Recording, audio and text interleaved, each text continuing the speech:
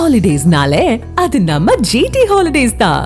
GT holidays, south India's #1 travel brand.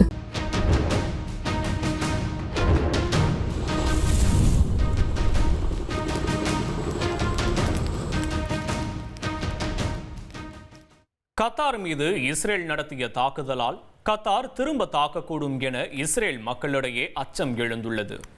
Tel Aviv நகரில் siren சத்தம் எழுந்ததால் பரபரப்பாக காணப்பட்டது. டெல் அவிவ் நகரில் தற்போதைய நிலவரம் என்ன என்பதை விவரிக்கிறார் இஸ்ரேலிலிருந்து சிறப்பு செய்தியாளர் சலிம். இஸ்ரேலை பொறுத்தவரை வழக்கத்தை விட இன்று பதட்டமாக காணப்படுகிறது. காரணம் என்ன அப்படின்னா, இஸ்ரேல் கத்தார் மேலே தாக்குதல் நடத்தியிருக்காங்க. யார் மூலமாக கத்தார் திருப்பி தாக்குவாங்க என்ற கேள்விதான் மக்கள் மத்தியில் பரபரப்பாக பேசப்படுகிறது. நாம் சாப்பிட்றதுக்கு ஹோட்டல் போனாலோ அல்லது நாம் தங்குற இடத்துக்கு போனாலோ எங்கே போனாலுமே பேச்சு எப்படி இருக்குது அப்படின்னு சொல்லி கேட்டிங்கன்னா, செய்தி கேட்டிங்களா அந்த மாதிரி கத்தாரை தாக்கியிருக்காங்களே அப்படிங்கிற மாதிரி தான் சொல்கிறாங்க. இப்போ நாம் இஸ்ரேலில் டெல் அவிவ்ல ஒரு மையப்பகுதியில் இருக்கோம். வழக்கத்தை விட இன்றைக்கி கூட்டம் குறைவு அப்படின்னு சொல்லி சொல்கிறாங்க. அதுக்கு இன்னொரு காரணம் சொல்கிறாங்க, இன்றைக்கி ஒர்க்கிங் டே அப்படின்னு சொல்கிறாங்க. பட் இருந்தாலுமே இங்கே உள்ளவங்க என்ன ஃபீல் பண்ணுறாங்கன்னா, இல்லைங்க வழக்கத்தை விட கொஞ்சம் குறைவாக தெரியுது. ஏன் அப்படின்னா, இங்கே ஜென்ரலாகவே ஒரு பதட்ட நிலை நீடிக்கிறது அந்த கத்தார் மேலே தாக்குதல் நடத்தினதுலேருந்து. இஸ்ரேல் என்ன பண்ணியிருக்காங்க அப்படின்னா, இப்போ நீங்கள் யோசிக்கலாம், கேமரா எப்படி திரும்புது, இது ஒரு ஃபேஸ் ட்ராக்கிங் டெக்னாலஜி, அதுவே திரும்புது. இஸ்ரேலை பொறுத்த வரைக்கும் கத்தார் மேலே தாக்குதல் நடத்தியிருக்காங்க. கத்தாருக்கும் இஸ்ரேலுக்கும் நெருங்கிய நட்பு இருக்கா அப்படின்னா கிடையாது. பயங்கர பகை இருக்கா அப்படின்னாலும் கிடையாது.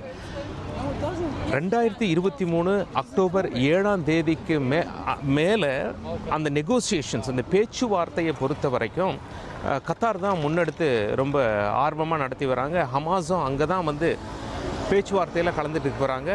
இஸ்ரேலை பொறுத்த வரைக்கும் கூட அவங்க தான் கோஆர்டினேட் பண்ணுறாங்க. ஆனால் இந்த திடீர் தாக்குதலை அவங்க ரொம்ப அதிர்ச்சியாக பார்க்குறாங்க. அமெரிக்காவுடைய நிலைப்பாடு என்ன அப்படின்னா, இந்த ஊர் மக்கள் என்ன பேசிக்கிறாங்க, நம்ம இங்கே போய் சாப்பிடும்போது பக்கத்துலலாம் உட்காந்து மக்கள் இதை தானே பேசுகிறாங்க, அவங்க என்ன பேசுகிறாங்கன்னா, கண்டிப்பாக அமெரிக்காவுடைய ஒப்புதல் இல்லாமல் நாம் என்ன செஞ்சுருக்கோம், அமெரிக்கா ஒப்புதல் கொடுத்ததுனால தான் இந்த மாதிரி நம்ம நாடு செஞ்சுருக்காங்க அப்படின்னு சொல்லி பேசுகிறாங்க. சர்வதேச ஊடகங்களும் அப்படி தான் எழுதுகிறாங்க. இன்ஃபேக்ட் ட்ரம்ப்பே என்ன சொல்லிட்டார் அப்படின்னா, இந்த மாதிரி அவங்க மேலே தாக்குதல் நடத்துறதுக்கு முன்பாக நான் கத்தாரை எச்சரித்தேன் அப்படின்னு சொல்லி சொல்கிறார். இஸ்ரேலை தடுத்தேன் அப்படின்னு சொல்லி சொல்லலை, எச்சரித்தேன் கத்தாரை அப்படின்னு சொல்லி தான் சொல்கிறார். அதனால் அமெரிக்காவுக்கும் ட்ரம்ப்புக்கும் இதில் உடன்பாடு இருப்பதாகவே புரிகிறது என்று சர்வதேச ஊடகங்கள்லாம் செய்தி வெளியிட்டு வருகின்றன. அமெரிக்காவும் கத்தாரும் எப்படிப்பட்ட நாடு அப்படின்னு சொல்லி பார்த்தீங்கன்னா, இருவருமே நட்பு நாடு தான். இன்ஃபேக்ட் அந்த மத்திய கிழக்கு பகுதியில் அமெரிக்காவுடைய மிகப்பெரிய இராணுவ பேஸ் கத்தாரில் தான் அமைந்திருக்கிறது. அப்படி இருந்துமே அமெரிக்கா இதை தடுக்கல. அமெரிக்கா என்ன உத்தரவாதம் கொடுத்துருக்காங்கன்னா, ஒரு முறை தாக்குதல் பண்ணிட்டாங்க, மறுமுறை திருப்பி தாக்க மாட்டாங்க அப்படிங்கிற உத்தரவாதம் தான் கொடுத்துருக்காங்களே தவிர, அடிப்பட்ட கத்தார் இப்பொழுது எப்படி ரியாக்ட் செய்ய போகிறது என்பதை பார்க்க வேண்டியிருக்கும். உயிரிழப்பு இருக்குது கத்தாரில், ஹமாஸை சேர்ந்தவங்கள் உயிரிழப்பு இருக்குது. ஆனால் அடுத்ததாக என்ன செய்ய போகிறாங்க, இப்போ வந்து ஹமாஸோ அல்லது வந்து ஏமன் நாட்டிலேருந்து ஹூத்தி குழுவினர் தாக்குதல் நடத்துவாங்களா என்றும் பார்க்கப்படுகிறது. ஹமாஸ் தரப்புலேருந்து என்ன சொல்லியிருக்காங்க அப்படின்னா, எங்களுடைய பேச்சுவார்த்தை நடத்த வந்த, அதாவது அமெரிக்கா ஒரு அமைதி ஒப்பந்தத்தை முன்வைக்கிறாங்க. அந்த அமைதி ஒப்பந்தம் என்ன அப்படின்னா, இஸ்ரேல் என்ன சொல்கிறாங்க, அதை நாங்கள் ஏற்றுக்கிட்டோம் அப்படின்னு சொல்லி சொல்கிறாங்க. ஆனால் ஹமாஸ் என்ன சொல்கிறாங்க, இதில் வந்து எங்களுக்கு ஒரு நியூட்ரலாக படலை, இது ஒரு நடுநிலையாக இல்லை அப்படின்னு சொல்லி சொல்கிறாங்க. அந்த அமைதி ஒப்பந்தத்தின்படி என்ன தகவல் சொல்லப்படுகிறது அப்படின்னா, முதல்ல 48 பணைய கைதிகளை முழுசாக அத்தனை பேரையும் ஒப்படைச்சிடணும். தற்காலிகமாக ஒரு சண்டை நிறுத்தம் இருக்கும், நிரந்தர சண்டை நிறுத்தம்னு போர் முடியும் அப்படின்னும் எந்த உத்தரவாதமும் இல்லை. இதனால் ஹமாஸ் தயங்கிறத அவங்க சொல்லியிருக்காங்க. ஆனால் ட்ரம்ப் ஏற்கனவே ஹமாஸுக்கு எச்சரிக்கை கொடுத்துருக்காரு. அவர் என்ன சொல்கிறார் அப்படின்னா, இந்த ஒப்பந்தத்துக்கு நீங்கள் வந்து ஒத்துக்கிட்டு தான் ஆகணும் அப்படின்னு சொல்லி ட்ரம்ப் சொல்லியிருக்காரு. ஸோ இதெல்லாம் இருக்கும் பொழுது அடுத்த கட்ட போர் எந்த அளவிற்கு போக போகுது என்பதை நாம் பார்க்க வேண்டி இருக்கும். யார் மூலியமாக கத்தார் பதிலடி கொடுக்கும்? அமெரிக்காவின் நண்பன் என்று சும்மா இருந்து விடுமா? ஏற்கனவே ஈரானுக்கும் அமெரிக்காவுக்கும் பிரச்சனை வந்தபோது அமெரிக்காவுடைய பேஸை ஈரான் தாக்கினாங்க, ஆனால் அதில் உயிரிழப்பு கிடையாது. இந்த முறை கத்தாரில் உயிரிழப்பு இருக்குது. கத்தாருடைய செக்யூரிட்டி ஆஃபீஸர் ஒருத்தர் இறந்துருக்கிறதா கத்தார் சொல்கிறாங்க. ஏன் அப்படின்னா, ஹமாஸ் பேச்சுவார்த்தை நடத்த வரும்போது கத்தாருடைய செக்யூரிட்டி ஆஃபீஸர்ஸ் தான் அங்கே ப்ரொடெக்ஷன் கொடுக்குறாங்க, அவங்கள தானே நம்பி வராங்க கத்தாரில். இப்படியெல்லாம் இருக்கும் பொழுது அடுத்த கட்ட நடவடிக்கை என்னவாக இருக்கும் என்று பார்க்கப்படுகிறது. கத்தார் பதிலடி கொடுக்குமா, அல்லது சும்மா இருந்து விடுமா, அல்லது மறைமுகமாக வேறு யாராவது பதிலடி கொடுப்பாங்களா? இங்கே சந்தேகப்படுறது அப்படின்னு சொல்லி நாம் சொல்லும் பொழுது, ஹேமன் நாட்டிலிருந்து ஹூத்தி குழுவினர் ஏதாவது மிசைல்ஸ் போடுவாங்களா அப்படிங்கிற ஒரு பரபரப்பு இங்கே இருக்கிறது. இதனால தான் ஜனங்க இன்றைக்கி அதிகமாக வீட்டில் இருக்கிறது ப்ரிஃபர் பண்ணுறோம் அப்படிங்கிற மாதிரி பேசிக்கிறாங்க. அது மட்டும் இல்லை, இங்கே வந்து வெளிநாட்டு பயணிகள் என்ன மாதிரி ஆட்களுக்கும் என்ன சொல்லியிருக்காங்க அப்படின்னா, இன்றைக்கி ரொம்ப வெளியே போகாதீங்க அப்படின்னு சொல்லியிருக்காரு. சரி, இந்த ரெக்கார்டிங் மட்டும் முடிச்சுட்டு வந்துடலாம், ப்ளஸ் வெளியே மக்கள் என்ன பேசுகிறாங்க, எப்படி இருக்காங்க அப்படிங்கிறத பார்த்துட்டு தகவல் சொல்லணும் வெளியே வந்திருக்கேன், சீக்கிரம் வந்துடுங்க, ரொம்ப நேரம் வெளியே இருக்கக்கூடாது அப்படின்னு சொல்லி நம்ம தங்கியிருக்க இடத்துல சொன்னாங்க. 2 ஆப்ஷன்ஸ் கொடுத்துருக்காங்க. ஒருவேளை ரோட்டில் இந்த மாதிரி இருக்கும்போது சைரன் சவுண்ட் வந்துருச்சுன்னா, இஸ்ரேலை பொறுத்த வரைக்கும் ஒரு மிசைல் உள்ளே வருது அப்படின்னா எல்லை பகுதியில் இருக்கவங்க 15 செகண்டுக்குள்ளே அந்த பங்கருக்கு போயிடணும், பாதுகாப்பான இடத்துக்கு.